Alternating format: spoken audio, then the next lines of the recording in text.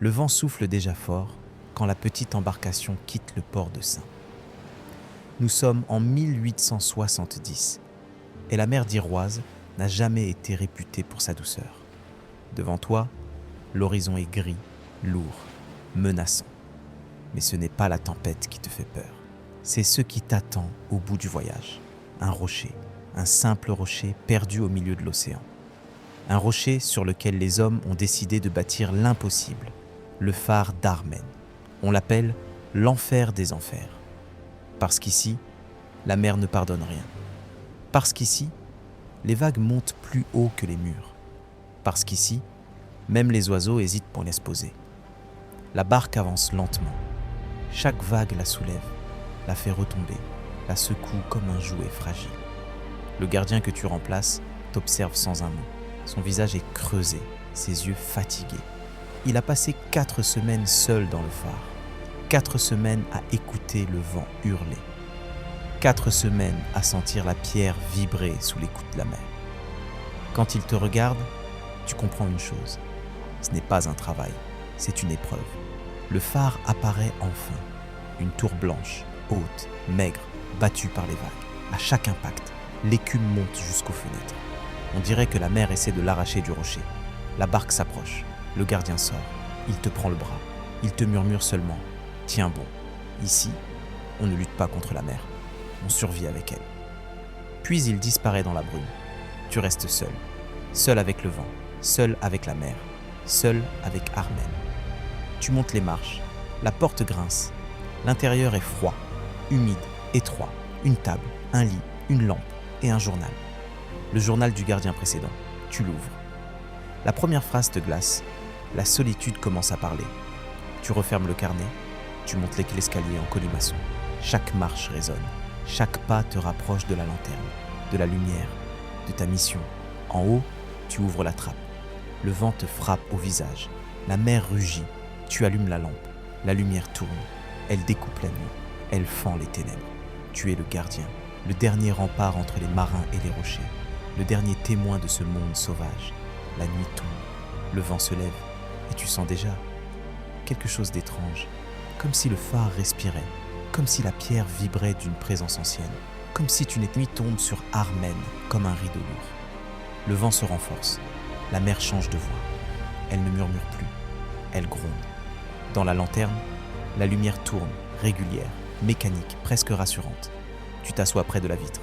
Tu observes l'horizon. Rien que du noir. Un noir profond, total, sans limite. Tu descends d'un étage. Le phare craque. Pas comme une maison, pas comme du bois. Non, comme si la pierre elle-même respirait. Comme si elle se contractait sous la pression de la mer. Tu ouvres le journal du gardien précédent. Une page attire ton regard. Elle est tachée d'eau. L'écriture tremble. La mer frappe comme un animal. Parfois, j'ai l'impression qu'elle veut entrer. Tu relèves la tête. Un coup violent secoue la tour. La lampe vacille. Tu sens la vibration dans tes jambes, dans ta poitrine, jusque dans tes dents. Tu montes à la lanterne. La mer est devenue blanche. Les vagues explosent contre le rocher. Elles montent si haut que par moments, tu ne vois plus rien. Juste un mur d'écume. Juste la force brute de l'océan. Tu restes là, hypnotisé. La lumière tourne. Encore, encore, encore. Puis, soudain, un bruit. Un bruit qui ne vient pas de la mer. Un bruit sec. Un choc. Comme si quelque chose avait frappé la porte du bas. Tu descends lentement. Chaque marche grince. Chaque pas résonne dans la tour vide. Tu arrives devant la porte. Tu poses ta main dessus. Elle est froide, trempée. Tu entends ? Rien. Juste le vent. Juste la mer. Tu remontes. Mais quelque chose a changé. Tu le sens. Une présence. Un poids dans l'air. Comme si le phare n'était plus seulement un bâtiment. Comme s'il t'observait. Tu t'assois. Tu écoutes. Le vent hurle. La mer frappe. La pierre gémit. Et au milieu de tout ça, un son. Un son faible. Un son presque humain. Comme un souffle. Comme un murmure. Comme si quelqu'un murmurait ton nom. Tu te figes. Tu retiens ton souffle. Tu tends l'oreille. Rien. Juste le silence entre deux vagues. Un silence lourd. Un silence qui te serre la poitrine. Tu te lèves. Tu allumes la lampe, tu écris dans ton propre journal. Première nuit, le phare bouge, la mer frappe, et je crois que je ne suis pas seul. Le lendemain, le ciel est d'un gris métallique, un gris qui ne promet rien de bon. Tu montes à la Jomén à la lanterne. Le vent est plus fort que la veille. La mer plus lourde, plus lente, comme si elle retenait son souffle. Tu observes l'horizon, une ligne sombre, épaisse, qui avance, qui dévore la lumière, une tempête. Tu descends, tu vérifies les réserves. Eau, pain, huile pour la lampe, tout est en ordre. Mais tu sens une tension dans l'air, une tension qui n'a rien à voir avec la météo. Tu ouvres le journal du gardien précédent. Une autre page attire ton regard. Quand la tempête approche, le phare change, il devient vivant, il écoute, il attend. Tu relèves la tête. Un craquement sec traverse la tour, un craquement profond, comme si la pierre se tordait. Tu montes à la lanterne. Le vent hurle maintenant. Il frappe les vitres. Il secoue la structure. La lumière tourne, mais tu sens qu'elle lutte, comme si elle aussi avait peur. La ligne sombre sur l'horizon s'est rapprochée. Elle n'est plus une ligne. C'est un mur de pluie, un mur de vent, un mur de nuit. Tu descends d'un étage. Le phare tremble. Tu poses ta main sur la paroi. Elle vibre, comme un cœur qui bat trop vite. Tu écris dans ton journal. La tempête arrive. La mer se prépare. Et moi aussi. Un coup violent secoue la tour. Tu perds l'équilibre. Tu te rattrapes à la rampe. Le bruit est assourdissant. Comme si un géant frappait la pierre avec ses poings. Tu montes à la lanterne. La tempête est là. Elle frappe sans attendre. La pluie fouette les vitres. Le vent hurle comme un animal blessé.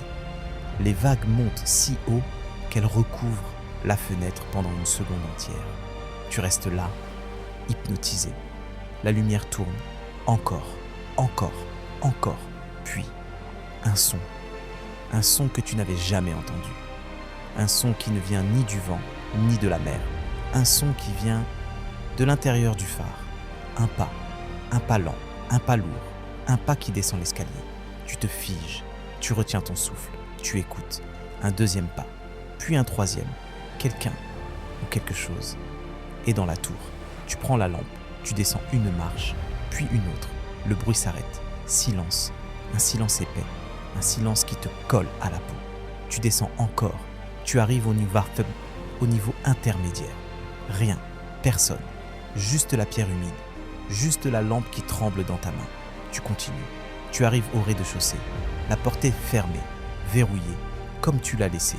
Alors, qui marchait dans l'escalier? Tu remontes lentement, très lentement. Chaque marche grince, chaque pas résonne. La tempête hurle dehors, mais à l'intérieur, c'est le silence qui fait le plus peur. La tempête frappe maintenant avec une violence que tu n'avais jamais imaginée. Le phare tremble comme un navire en pleine mer. Chaque vague semble vouloir l'arracher du rocher. Chaque rafale de vent hurle comme une bête affamée. Tu montes à la lanterne. La lumière vacille. Elle lutte contre la pluie, contre le vent, contre la nuit. Tu poses que ta main sur la vitre. Elle vibre, elle pulse, comme si la mer frappait directement ton cœur. Un éclair déchire le ciel. Pendant une fraction de seconde, tu vois tout. La mer blanche, furieuse, les vagues qui montent jusqu'au balcon, le rocher qui disparaît sous l'écume. Puis le noir revient. Un noir total. Un noir qui avale tout. Tu descends d'un étage. Le phare gémit. La pierre craque. Tu sens la structure bouger sous tes pieds. Tu t'arrêtes. Tu écoutes. Et tu entends ce bruit. Encore. Un pas lent. Un pas lourd. Un pas qui monte l'escalier. Tu te figes. Tu retiens ton souffle. Tu tends l'oreille. Un deuxième pas. Puis un troisième. Plus proche. Plus clair. Tu lèves la lampe. La flamme tremble. Ton cœur aussi. Qui est là? Ta voix se perd dans le vent. Aucune réponse. Juste le bruit de la mer. Juste le hurlement du vent. Tu descends une marche. Le bruit s'arrête. Tu descends encore. Silence. Tu arrives au niveau intermédiaire. Rien. Personne. Mais tu sens quelque chose. Une présence. Un poids dans l'air. Comme si quelqu'un venait de passer. Comme si quelqu'un venait de te frôler. Tu remontes. Tu veux atteindre la lanterne. Tu veux voir la lumière. Tu veux sentir quelque chose de vivant. Mais au moment où tu arrives en haut, la lumière s'éteint. Un choc, un coup de vent, un bruit sourd. Et la lanterne plonge dans le noir. Tu restes immobile. Tu entends ton propre souffle. Tu entends la mer frapper, tu entends la pierre vibrer, et dans ce noir total, tu entends une voix faible, une voix qui semble venir de l'intérieur même du phare, une voix qui murmure « Ne reste pas seul ». Tu recules, ton dos touche la paroi froide, la lampe tremble dans ta main, tu sens ton cœur battre trop vite, la voix disparaît, le vent hurle, la mer frappe, le phare tremble, tu es seul, seul dans la tour, seul dans la tempête, seul dans le noir. Et pourtant, tu sais que quelqu'un ou quelque chose est là avec toi. Le phare est plongé dans le noir. Un noir total. Un noir qui avale la moindre lueur, la moindre certitude, la moindre pensée claire. Tu restes immobile, la lampe tremblante dans ta main. La tempête hurle dehors, mais à l'intérieur, c'est le silence qui te dévore. Tu sens ton cœur battre trop vite. Tu sens la pierre vibrer sous tes pieds. Tu sens la mer frapper comme un marteau géant. Et puis, tu entends ce bruit, un souffle humain, juste derrière toi. Tu te retournes d'un coup. La lampe éclaire le vide. Rien, personne, mais tu sens quelque chose. Une présence, un poids dans l'air. Comme si quelqu'un se tenait là, juste hors de la lumière. Tu recules, tu montes une marche, puis une autre. Tu veux atteindre la lanterne, tu veux rallumer la lumière, tu veux chasser ce noir qui te colle à la peau. Tu arrives en haut, tu poses la lampe, tu ouvres la trappe. Le vent te frappe au visage, la pluie te fouette, la mer rugit. Tu te penches vers la lampe de la lanterne, tu essaies de la rallumer. Tes mains tremblent, la mèche est humide, le vent s'infiltre partout. Tu essaies encore, rien. La lumière refuse de revenir. Tu sens la panique monter, tu sens la solitude t'écraser, tu sens la mer hurler ton nom. Tu redescends, tu veux vérifier la porte, tu veux t'assurer que rien n'est entré.